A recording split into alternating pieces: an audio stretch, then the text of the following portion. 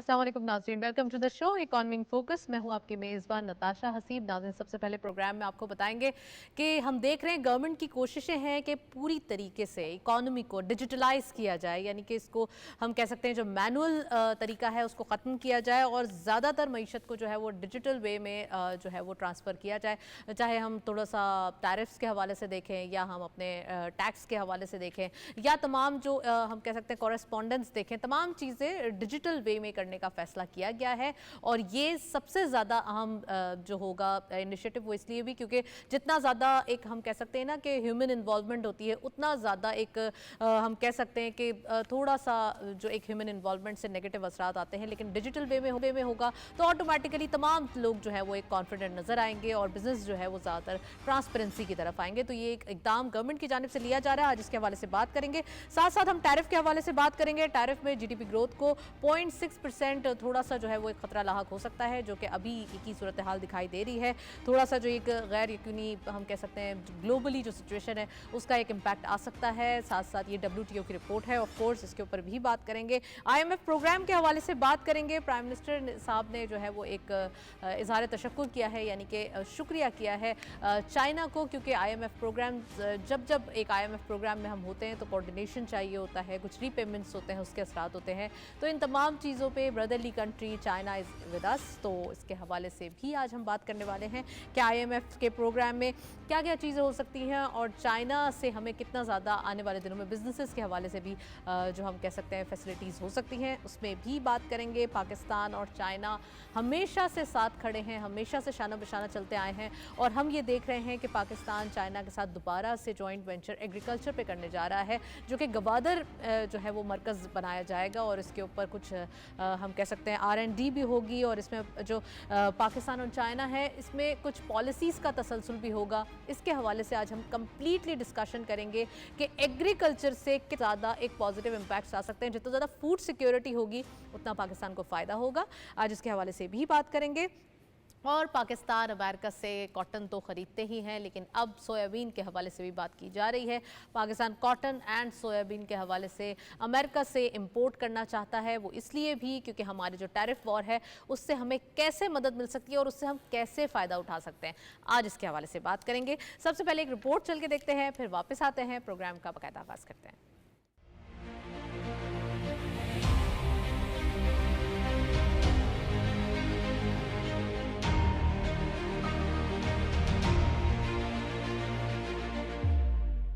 बराह रास्त बैरूनी सरमायाकारी पाकिस्तान की मईशत में एक अहम किरदार अदा करती है। ये सरमायाकारी मुल्की सनती तरक्की, रोजगार के मौके, टेक्नोलॉजी की मुंतकली और मुल्की बरामदात में इजाफे का जरिया बनती है। बराह रास्त बैरूनी सरमायाकारी से मुल्की ज़र मुबादला के ज़खायर में इजाफा होता है, सनती ढांचे को जदीद खतूत पर उस्तवार किया जाता है और मकामी मार्केट में मुसाबकत का रुझान बढ़ता है। वतन अजीज में तवानाई, टेली कम्युनिकेशन, तामीरात और टेक्नोलॉजी के शोबे में बैरूनी सरमायाकारी को ज्यादा तरजीह दी जाती है। मौजूदा हुकूमत की मुस्बत कारोबारी पॉलिसियों से सरमायाकारों का एतमाद बहाल होने से मुल्क में गैर मुल्की बराह रास्त सरमायाकारी में नुमाया इजाफा हुआ है। मुल्की माशी इस्तेहकाम के लिए SIFC की मौसर हिकमत अमली के बायस गैर मुल्की बराह रास्त सरमायाकारी में 43% इजाफा हुआ है, जिससे बैरूनी सरमायाकारी का हुजम $1.6 अरब तक पहुँच गया है।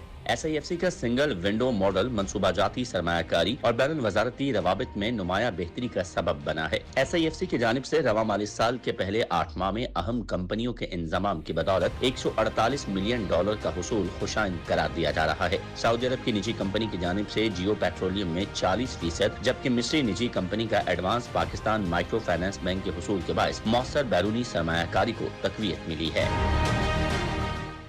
वेलकम बैक नाजरीन, हम देख रहे हैं SIFC का इम्पैक्ट। ऑफ कोर्स आपने रिपोर्ट में भी देखा कि ये तमाम चीज़ों पे जारी है और इसी की बदौलत हम देख रहे हैं जो एक हम रेवोल्यूशन की बात कर रहे हैं ना इकोनॉमी में, ये तमाम चीज़ें जब से ही हमने बेटरमेंट की तरफ देखी है, जब से SIFC का क़याम हुआ है। अभी हम बात करेंगे, हमारे साथ फ्रॉम लाहौर स्टूडियो से गेस्ट मौजूद, उनको खुशामदीद कहते हैं। जवाद रिजवी साहब ने हमें ज्वाइन किया है, आप इकोनॉमिस्ट भी हैं, एनालिस्ट भी हैं, उनको वेलकम करेंगे। अस्सलाम वालेकुम जवाद साहब, very warm welcome in the show. क्या कहेंगे, एक तरफ SIFC का जो एक हम कह सकते हैं इम्पैक्ट्स हैं या उसके पर्क्स हैं, फ्रूट्स वो नज़र आना शुरू हो चुके हैं और साथ साथ हम ये भी देख रहे हैं कि गवर्नमेंट के इनिशिएटिव डे बाय डे दिखाई दे रहे हैं। तो कैसा लग रहा है ये इकोनॉमिक स्ट्रेटेजिक जो एक रोड मैप बन गया है और इसके ऊपर जो है वो अब फाइनली ट्रैवल किया जा रहा है?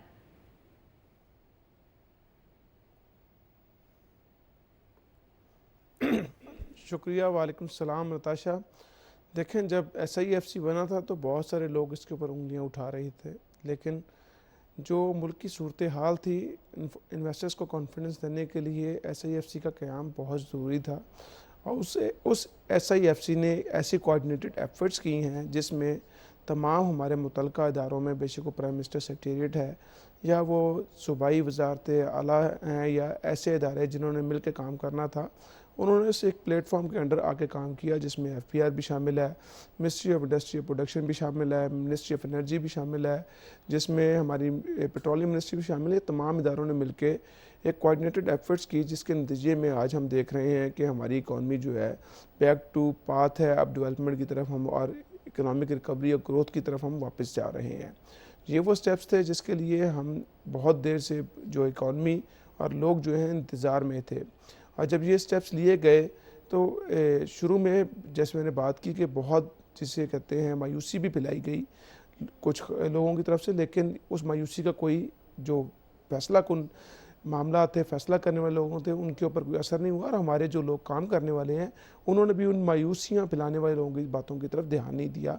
और आज हम देखते हैं कि आज 1-1.5 साल 2 साल की मुसलसल जो मेहनत है वो रंग ले आई है और हमारी चीज़ें जो हैं मुस्बत तरफ रवां दवाएँ हैं और हमारे माशी जो फैसले हैं वो हमें आज बेहतरी की तरफ नज़र आ रहे हैं।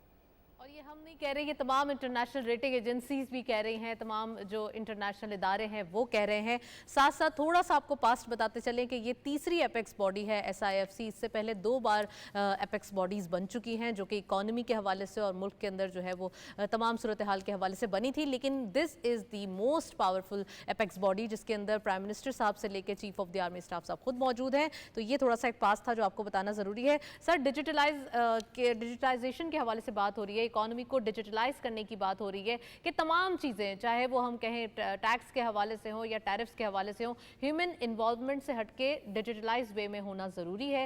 ये काफ़ी अरसे से बात हो रही थी लेकिन अब फाइनली इनिशिएटिव लिया जा रहा है, इसके ऊपर क्या कहेंगे?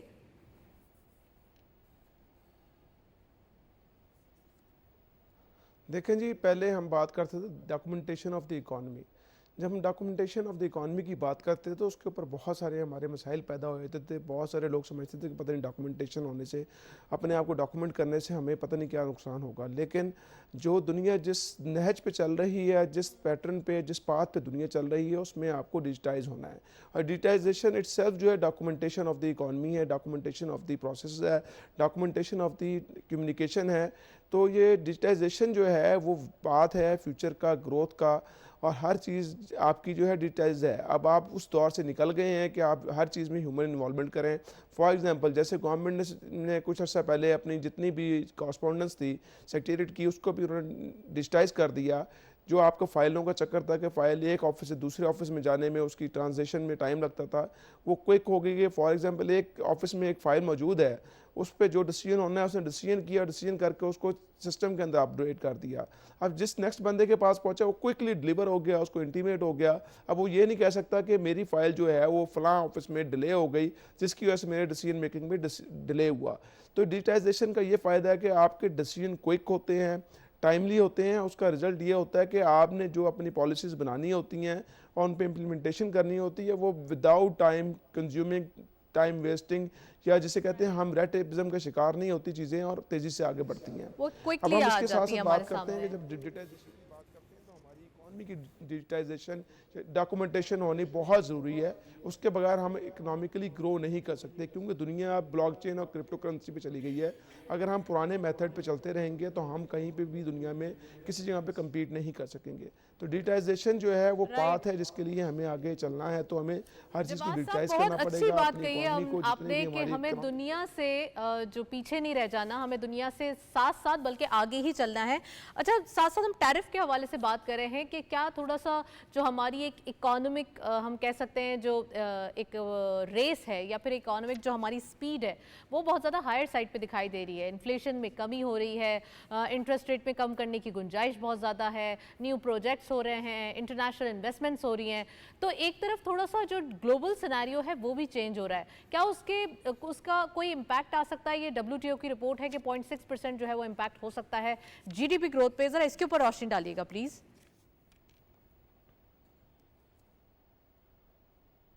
लेकिन WTO ने ग्लोबल GDP ग्रोथ को कहा है कि वो इफेक्ट करेगी, और ये मेरे ख्याल में हमारे पास एक गोल्डन अपॉर्चुनिटी है। मैं इसको अपॉर्चुनिटी समझता हूँ कि जो अमेरिका और चाइना की टैरिफ वार है वो पाकिस्तान के लिए एक अपॉर्चुनिटी है। पाकिस्तान उसको लो हैंगिंग फ्रूट के तौर पे कैच कर सकता है, उसको कैच करके उससे बेनिफिट ले सकता है और अपनी इकॉनमी को एक बिग पुश दे सकता है।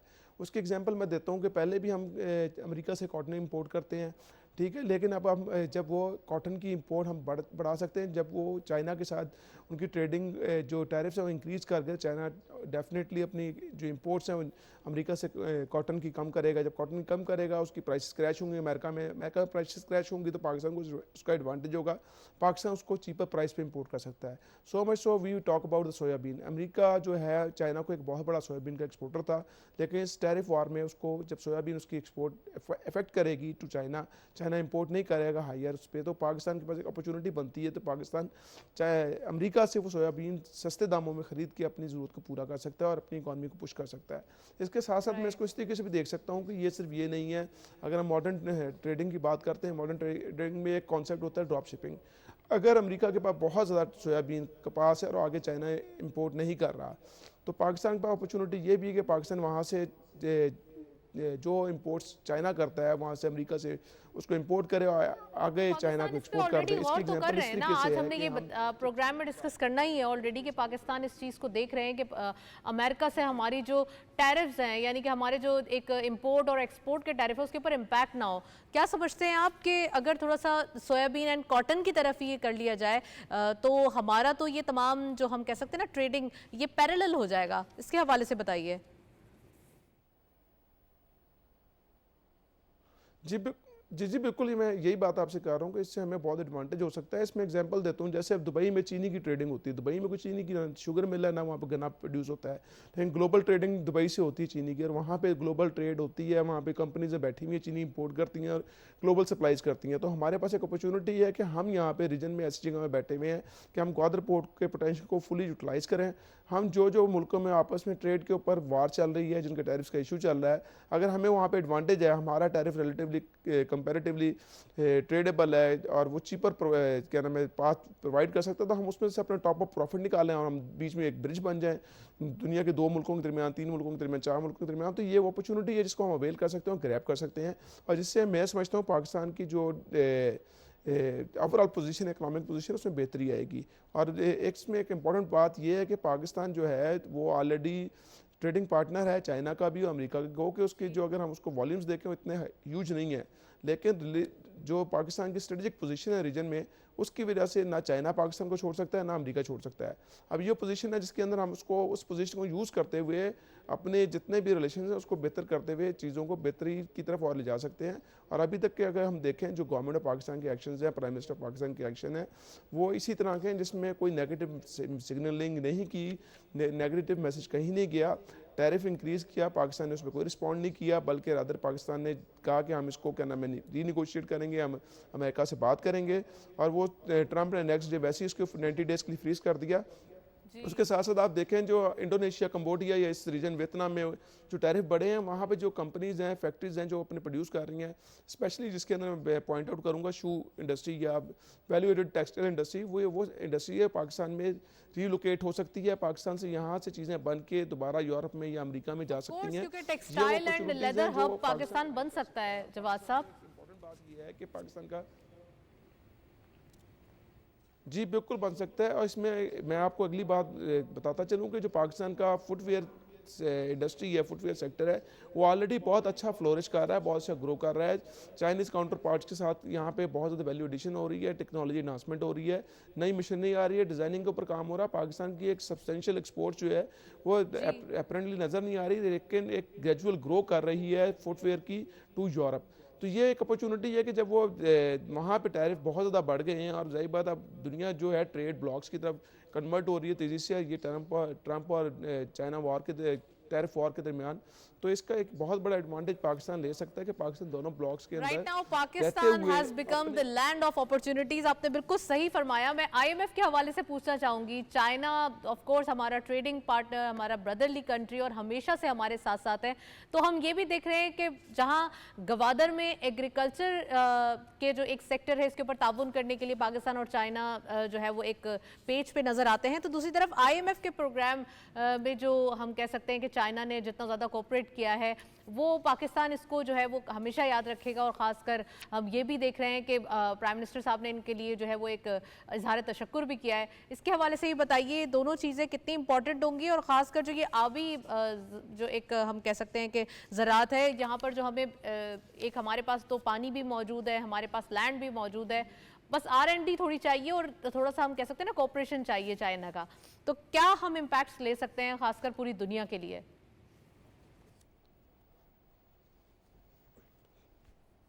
देखें जी, प्राइम मिनिस्टर साहब ने जो अप्रिशिएट किया है चाइना का role in getting the IMF support from to Pakistan, के पाकिस्तान का IMF प्रोग्राम जो है चाइना की सपोर्ट की मरहून मिन्नत है, इसमें दूसरी कोई दो ही राय नहीं है। उसकी वजह है, मैं उसकी वजह बताता चलूँ कि जब पाकिस्तान IMF से निगोशिएट कर रहा था उस वक्त पाकिस्तान के फॉरेन एक्सचेंज रिजर्व्स के लेवल बहुत लो था।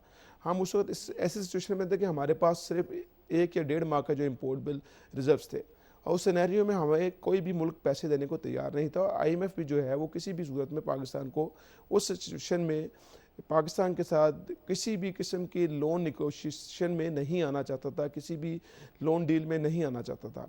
वो ये कहता था कि पाकिस्तान जो है, क्योंकि उस वक्त एक बहुत ज़्यादा हाइप क्रिएट की गई थी कि पाकिस्तान डिफ़ॉल्ट हो जाएगा, पाकिस्तान को डिफ़ॉल्ट कर दिया जाएगा, पाकिस्तान को डिफ़ॉल्ट हो जाना चाहिए, इस तरह की बातें हो रही थी।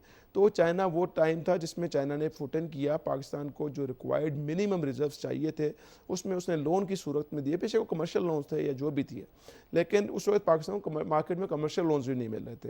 तो चाइना ने उस टाइम पर सपोर्ट किया पाकिस्तान को लोन्स दिए, जो रिक्वायर्ड अमाउंट चाहिए थी जो आपके ट्रेजरी में आई। और उसके बाद IMF ने देखा कि चाइना खड़ा हुआ, उसके साथ फिर हमारे ब्रदरली कंट्रीज़ जो मिडल ईस्ट से हैं वो भी सपोर्ट में आए, उन्होंने भी लोन्स दिए, उन्होंने भी कुछ अपने दोबारा जो ऑयल लिमिट्स थी पेट्रोल की उनको भी बढ़ाया। तो ये वो स्टेप्स थे जिसकी वजह से पाकिस्तान IMF के प्रोग्राम में गया, और पाकिस्तान ने अपना रिफॉर्म एजेंडा जो है IMF के गिवन रिफॉर्म एजेंडास के साथ अटैच किया, और स्टेप्स छोटे छोटे स्टेप्स जो कि शुरू में बहुत मुश्किलात पैदा कर रहे थे लोगों के लिए, अभी भी लोगों की ज़िंदगी में कुछ मुश्किलात हैं, लेकिन गवर्नमेंट उनको अब gradually step by step clear करती जा रही है। गवर्नमेंट बेहतरी की तरफ जा रही है। IMF की जो सख्तियाँ थी वो हमारे लिए एक अपॉर्चुनिटी बनी, हमने ऐसी ऐसी रिफॉर्म्स कर ली जो हम शायद अदरवाइज़ ना कर पाते। तो ये वो स्टेप्स है जिसकी वजह से हमने आगे की तरफ चले। अब दूसरी बात आपने की है ग्वादर में ब्लू इकॉनमी की। पाकिस्तान की ब्लू इकॉनमी है, जिसको ब्लू इकॉनमी जो समंदर की जो हम इकॉनमी की बात करते हैं, जिसमें हमारे जो एक साइज़ है बहुत बड़ा है, और वो पूरा सेक्टर हमारा अनटैप्ड है जिसके अंदर ह्यूज पोटेंशियल है। और उसमें एडवांटेज हमें ये है कि हमारा जो पार्टनर कंट्री हो चाइना है, उसकी उसमें ऑलरेडी बहुत ज़्यादा एक्सपर्टीज़ है। तो पाकिस्तान उस ब्लू इकॉनमी के अंदर बहुत ज़्यादा काम कर सकता है, उसमें पोटेंशियल बहुत है। ऑफ कोर्स ब्लू इकोनॉमी के अंदर बहुत सारा काम कर सकता है और बहुत ज़्यादा पोटेंशियल भी मौजूद है इस मार्केट के अंदर, इंटरनेशनली भी लोकल भी। Well, thank you so much Jawad Rizvi साहब हमारे साथ मौजूद रहे, काफ़ी डिटेल एनालिसिस आपने किया। और साथ साथ हम ये भी देख रहे हैं कि इकोनॉमी के अंदर इतनी ज़्यादा जो एक अपॉर्चुनिटीज़ पैदा हो रही हैं, जिससे इन्वेस्टमेंट अपॉर्चुनिटीज़ को अगर हम थोड़ा सा टैप करें तो हमारे लिए काफ़ी सारी चीज़ें हैं जो अलाइन हो सकती हैं। साथ साथ आज के 100 इंडेक्स अपडेट्स देखते चलते हैं, हमारे लिए मार्केट में क्या अपडेट्स मौजूद हैं, आज की पोजीशंस मार्केट की क्या रही। Let's have a look on screens. जी, सबसे पहले 100 इंडेक्स में ओपन हुई मार्केट 1,16,020.1 के लेवल पर। हायर साइड मार्केट गई 1,17,216.02, lower was 1,15,818.07 and finally closer 1,16,901.13। Change रहा 881.03 के साथ। इट मींस के पॉजिटिविटी मार्केट के अंदर आ चुकी है। Second last trading session and market की परफॉर्मेंस हम कह सकते हैं सिर्फ एक दिन डिक्लाइनिंग नोट पे थी, बाकी वीक के आगाज में भी 2 दिन पॉजिटिव और आज भी। कमोडिटीज अपडेट्स देखते चलते हैं। गोल्ड की पर तोरा प्राइस आज के लोकल मार्केट में हायर साइड में आई थिंक हिस्ट्री में दिखाई दे रही है। 3,49,303 के लेवल पर गोल्ड पर 10 ग्राम 2,99,789 रुपीज़। इंटरनेशनल गोल्ड रेट पर हाउस $3,325.79। आप देख सकते हैं इंटरनेशनली काफ़ी हायर साइड पे जो एक इम्पैक्ट देखा जा रहा है गोल्ड प्राइसेस का, और ये स्ट्रेटली जो है वो लोकल मार्केट पे इम्पैक्ट दे रहा है। ऑयल WTI पर बैरल $63.23, ऑयल ब्रेंट क्रूड पर बैरल $66.51। ये थे हमारे पास 100 इंडेक्स अपडेट्स और साथ साथ कमोडिटीज़ जो है वो हमने देखी। एक ब्रेक की जानिब चलते हैं, हमारे साथ रहिए।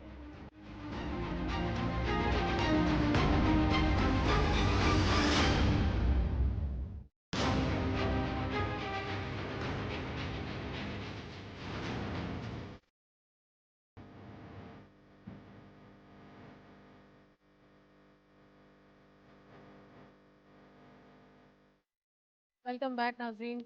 हम बात कर रहे हैं पाकिस्तान और ईरान के हवाले से। पाकिस्तान और ईरान ट्रेड पॉलिसीज़ को दोबारा असर नौ मुरतब करने का फ़ैसला किया गया है। हम देख रहे हैं कि गवर्नमेंट जब हर कंट्री के साथ एक बिज़नेस रिलेशन, एक बिज़नेस हम कह सकते हैं प्रायोरिटी रिलेशन बनाने पर काफ़ी एक जो है वो हम आंगी इख्तियार कर रही है, तो वहीं हम देख रहे हैं कि पाकिस्तान ईरान के साथ भी चाहता है कि कोई ट्रेड पॉलिसी हो जिससे एक तसलसल के साथ जो है वो ट्रेडिंग स्टार्ट हो सके, एक अपना जो हम कह सकते हैं ना बिज़नेस डिप्लोमेसी वो हो सके। तो आज इसके ऊपर हम बात करेंगे, साथ साथ हम कुवैत के हवाले से भी बात करेंगे, हमारे रीजन की जो पॉलिसीज़ हैं उनके हवाले से बात करेंगे। ऑफ कोर्स जब कुवैत हमें डेफर्ड पेमेंट पे ऑयल देने के लिए तैयार है, यानी कि क्रेडिट की जो सहूलत है वो फराहम करेंगे और 2 साल की मुद्दत होगी, तो कितना ज़्यादा फ़ायदा होगा, ये भी एक काफ़ी जो है हमारे लिए हेल्पिंग हैंड भी होगा और साथ साथ इकॉनमी के लिए हम कह सकते हैं कि हमारे लिए थोड़ा सा एक कोऑपरेट करेगा, क्योंकि हमारा जो एक फिस्कल डिसिप्लिन है इससे मैनेज होता हुआ दिखाई देगा। साथ साथ हम देख रहे हैं कि जो इकॉनमी के एक पर्सपेक्टिव दिखाई दे रहे हैं, इकॉनमी की जो सूरत हाल है उसमें ये देखा जा रहा है कि वाज़े तौर पे जो हमारी बिज़नेस कम्युनिटी है, यानी कि जो कारोबारी हजरात हैं, उनका एतमाद जो है वो बहाल हो चुका है। वो काफ़ी अरसे से जो हम कह सकते हैं ना उनका कॉन्फिडेंस शेक हो रहा था और वो नहीं चाह रहे थे कि पाकिस्तान में इन्वेस्टमेंट करें। अब ये दिखाई दे रहा है कि पाकिस्तान एक लैंड ऑफ अपॉर्चुनिटीज़ है और यहाँ पे बहुत सारे इन्वेस्टमेंट अपॉर्चुनिटीज़ हैं। इंटरनेशनल जो इन्वेस्टर्स हैं वो आ रहे हैं, लोकल इन्वेस्टर्स भी अब चाहते हैं कि पाकिस्तान में बिजनेसेस हो, तो इसका एक हम कह सकते हैं कि जो एक रिज़ल्ट होगा वो एक ज़बरदस्त एम्प्लॉयमेंट जनरेशन होगी। आज इसको हम कम्प्लीटली डायसेक्ट करेंगे, साथ साथ पेट्रोलियम मसनूआत के हवाले से बात करेंगे। पेट्रोलियम मसनूआत में हम देख रहे हैं इसकी इंपोर्ट में इजाफा हुआ है। 9 मंथ्स के दौरान तकरीबन 13% का जो एक हम कह सकते हैं गेन है वो दिखाई दे रहा है।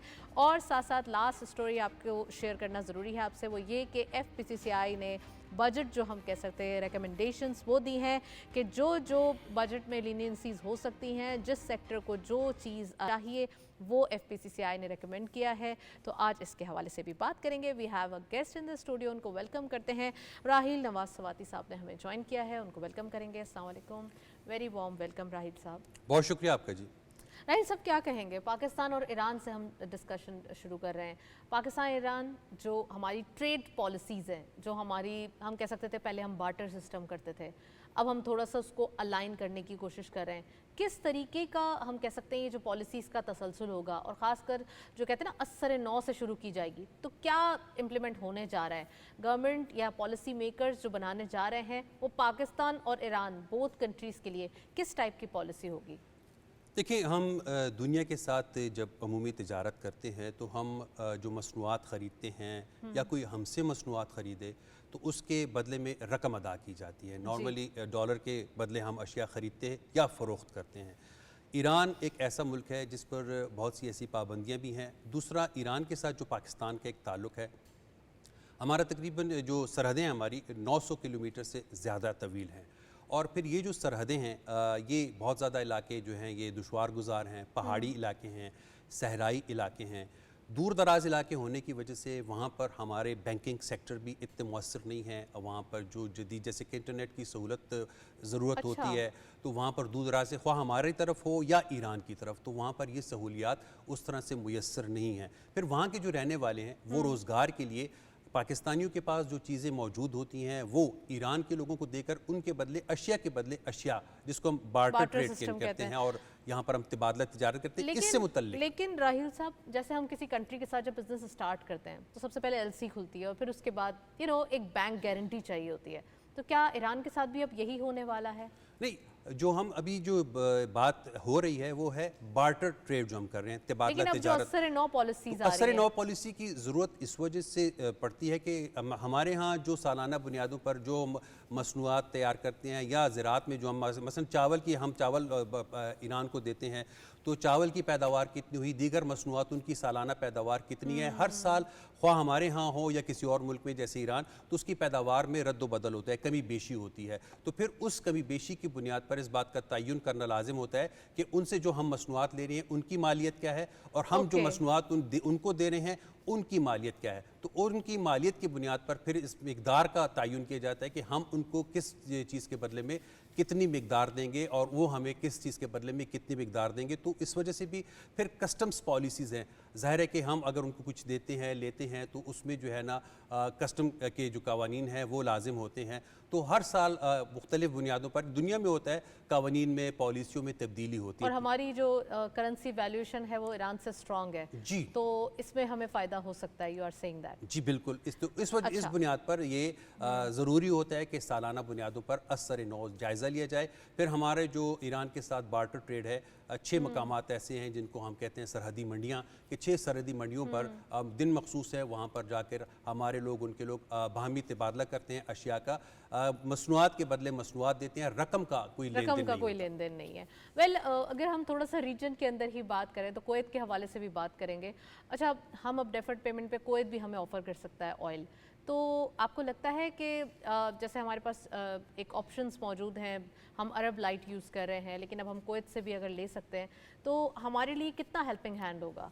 देखिए, असल में जो पाकिस्तान के मसाइल हैं, माशी मसाइल, उसमें जो बैलेंस ऑफ पेमेंट है हमें इसके मसाइल होते हैं। मसलन इस साल अगर हम देखें जो मौजूदा माली साल है, 26 अरब डॉलर की हमने बैरूनी अदायगियाँ करनी थी, जिनमें से जो 16 अरब डॉलर है अमूमी तौर पर हमारे जो दोस्त ममालिक हैं जैसे चीन है, सऊदी अरब है, मुत्तहदा अरब अमारात है, तो रोल ओवर हम उनसे ले लेते हैं। हम उनसे ये कह देते हैं कि हम इस साल आपको अदायगी नहीं करेंगे, अगले साल रोल ओवर विदाउट इंटरेस्ट। जी, तो वो रोल ओवर जिन शराइत पर हमने पहले वो लिए होते कर्जे, उन्हीं शराइत को हम कहते हैं कि हमें 1 साल की मुद्दत मजीद दे दें। तो 16 अरब डॉलर के हमने रोल ओवर करवा लिया।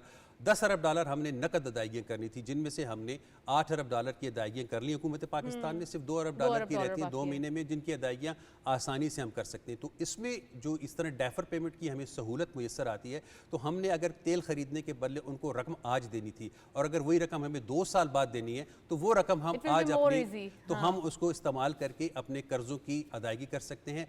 एक्सटर्नल अकाउंट में हमें इससे सहूलत हासिल होती है, तो ये एक बड़ी सहूलत है। ख़ासतौर पर जो मौजूदा चैलेंजेस हैं हमारी मईशत को, हमारे लिए सहूलत बहुत मुआविन साबित होगी। बिल्कुल, और ये क्रेडिट तमाम जो है फाइनेंस टीम को जाता है कि जो जिस तरीके से ये पॉलिसीज़ बन रही हैं, जिस तरीके से इकॉनमी का ये क्लीशे डिज़ाइन किया जा रहा है, इससे यकीनन फ़ायदा होगा। कारोबारी एतमाद बढ़ रहा है, इंटरनेशनल इन्वेस्टर्स भी आ रहे हैं, हम देख रहे हैं इस पूरे मंथ के अंदर ही। थोड़ा सा अगर हम एक इस चार्ट पे नज़र डालें कि इन्वेस्टर्स कैसे आए, कैसे ओवरसीज़ कॉन्फ्रेंस हुई, कैसे हमने इससे पहले माइनिंग मिनरल कॉन्फ्रेंस देखी और उससे पहले भी बैक टू बैक हमने काफ़ी एक इन्वेस्टर्स की पार्टिसिपेशन देखी है इन पाकिस्तान। तो कैसा लग रहा है ये कारोबारी हजरात का जो एक एतमाद है, या फिर ये जो एक बिज़नेस के लिए हम कह सकते हैं ना बिज़नेस हब बनने जा रहा है कि वाकई हमारे पास पाकिस्तान के अंदर इन्वेस्टर्स के लिए फ़ायदे मौजूद हैं?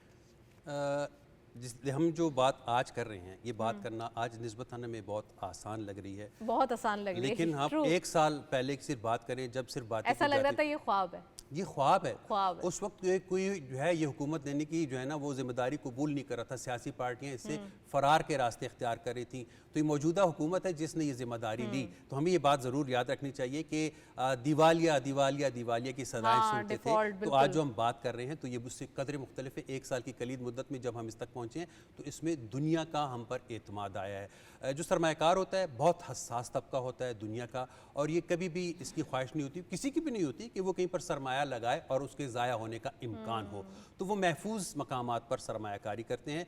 अब इसमें हमारी जो मईशत की सेहत है वो बेहतर हुई है, 1 साल में मुस्तहकम हुई है और सरमायाकारों का एतमाद बहाल हुआ है। जो फ़ॉरेन डायरेक्ट इन्वेस्टमेंट है 1.6 अरब डॉलर की होगी, ये 41% इजाफा है, ये बहुत खातिरख्वाह इजाफा है। और आप ये देखें कि स्टैंडर्ड एंड पुअर्स है, ये इंटरनेशनल रेटिंग एजेंसी है, मूडीज़ है, और हाल ही में फिच फिच ने हमारी क्रेडिट रेटिंग जो है ना इम्प्रूव की है। तो ये सरमायाकार इन तमाम उमूर को देखने के बाद सरमायाकारी करते हैं। और फॉरेन डायरेक्ट इन्वेस्टमेंट के साथ साथ हमारे जो पोर्टफोलियो इन्वेस्टमेंट है आप देखें उसमें भी इजाफा हुआ है। हमारे स्टॉक एक्सचेंज 1 लाख को क्रॉस कर अच्छा, चुका वो जो है। ये जो हम कह सकते हैं ना कि एक हमारा कॉन्फिडेंस बिल्डअप हो रहा है, तो ये इसलिए भी हो रहा है कि जो फॉरेनर्स हैं उनके अमाउंट्स भी रिपैट्रिएट हुए हैं, उनको ये हम कह सकते हैं ना उनको उनका फ़ायदा भी मिला है। जब उन्होंने अपने प्रॉफिट बुक किए और उनको प्रॉफिट जो है वो उनके लिए उनके फ्लो में भी आए, तो फिर उनका जो कॉन्फिडेंस है वो वाकई बहुत बढ़ गया है।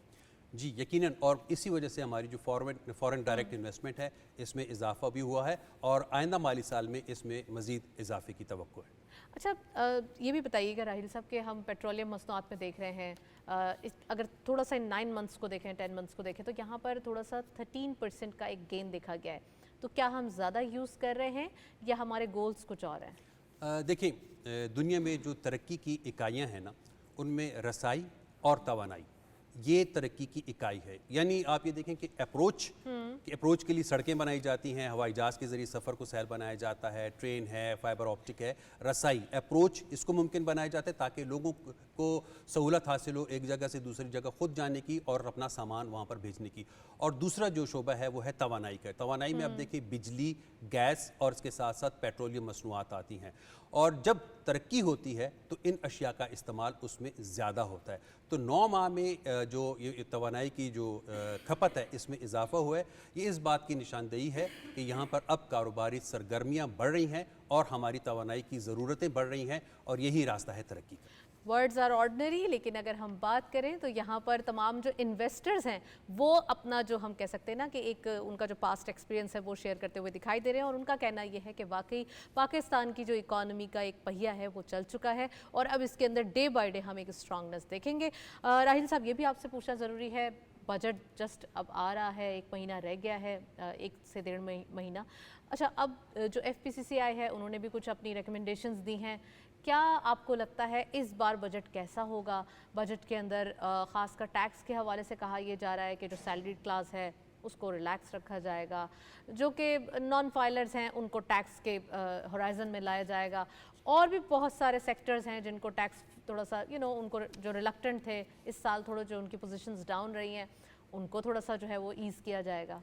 देखिए, इसमें जो उन्होंने तजावीज़ दी हैं वो ज़ेर ग़ौर भी और वज़ीर आज़म ने इस साल के अवाइल से ये कहना शुरू कर दिया था कि जो कारोबारी तबका है हम उनकी तजावीज़ को बजट में न सिर्फ ये कि गौर करेंगे बल्कि हम उनको शामिल भी करेंगे। अभी जो तजावीज़ आई हैं इस हवाले से कि अभी हाल ही में हम देखें कि जो बिजली की कीमतें हैं उनमें कमी हुई है, 17% की ये कमी है, जिससे हमारी जो इंडस्ट्रियल ग्रोथ है उसको बहुत सहूलत मिलेगी। न सिर्फ इंडस्ट्रियल, हमारी एग्रीकल्चर ग्रोथ उसको इससे सहूलत हासिल होगी। तो उन्होंने ये तजवीज़ दी है कि इसको पायदार बुनियादों पर रखा जाए। मसलन उनका मुतालबा ये भी है कि ऐसा ना हो कि 4-6 महीने के बाद आप इसको कम कर दें तो फिर उनकी लागत का जो तखमीना है उसमें जो है ना उनको गलती का इम्कान होता है।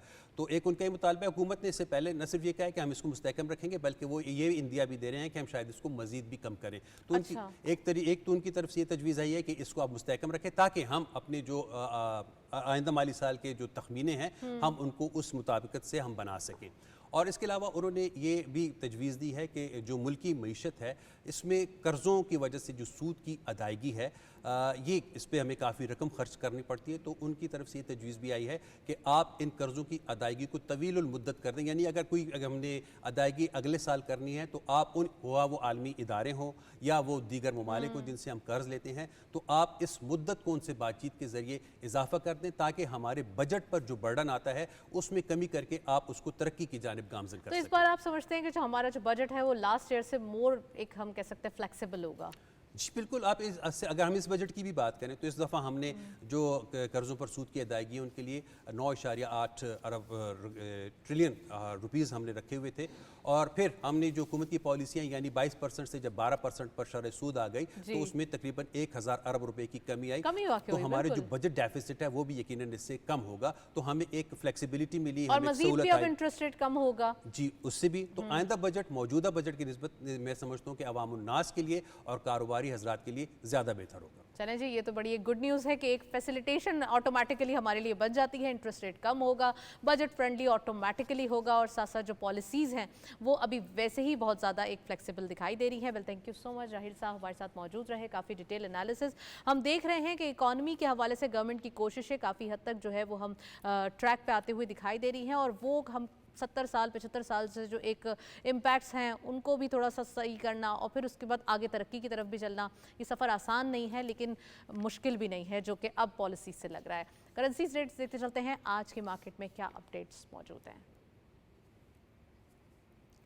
जी, करेंसी में सबसे पहले यूरो बाइंग रही 318.68 rupees, selling was 319.25, UK pound buying रही 370.68, selling was 371.34, US dollar buying रही 280.35, selling was 280.85, Chinese yuan buying रही 38.52, selling was 38.58 rupees. GCC currency updates में सबसे पहले सऊदी रियाल बाइंग रही 74.71 rupees, selling was 74.85, UAE dirham buying at 76.85 rupees, selling was 76.99, Omani riyal buying रही 724.01 and selling was 725.16 rupees. And lastly Kuwaiti दिनार buying रही 914.47, selling was 916.1। ये थे currency rates, आपने देखे। कुवैती दिनार आज एक पॉज में नज़र आ रहा है, वरना 3 दिन से कंसेक्यूटिव एक अपवर्ड डायरेक्शन दिखाई दे रही थी। डॉलर के अगेंस्ट अगर हम देखें तो हमारी वैल्यूएशन स्ट्रांग है, स्टेबल है और ये स्टेबल जो है वो हमने 2-3 दिन पहले भी एक रिपोर्ट फिच की रिपोर्ट देखी है इंटरनेशनल रेटिंग एजेंसी, और उनका भी ये कहना है कि पाकिस्तान की जो एक करेंसी है वो स्टेबिलिटी की तरफ दिखाई दे रही है। That's it. इसी नोट पे प्रोग्राम को वाइंड अप करेंगे। इजाज़त दीजिए, अल्लाह हाफिज़।